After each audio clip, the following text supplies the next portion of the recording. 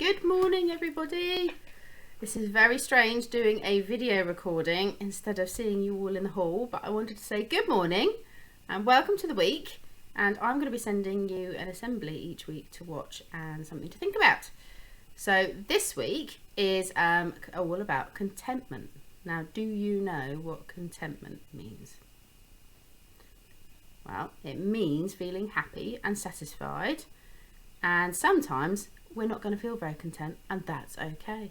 But this assembly helps us to think about that it's okay. Everything is different for everybody. We all think different things, and different things will make us feel content. And it's just thinking about what those things are and how we can help other people feel content.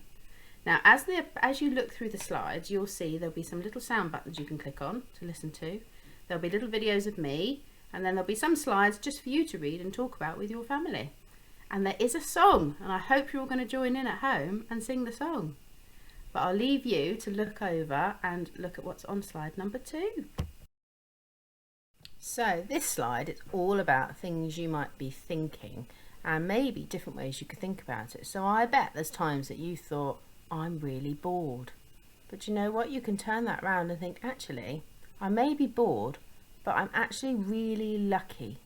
And think about all those things that you should be really grateful for that maybe other people don't have. You might also be thinking, I know I am, gosh, I'm really missing going places. I'm really missing seeing my family. I'm really missing seeing my friends. But it's about turning that around and thinking it's not forever. It's just now to keep us safe. And soon we will see all of those people and do all of those things that we're missing.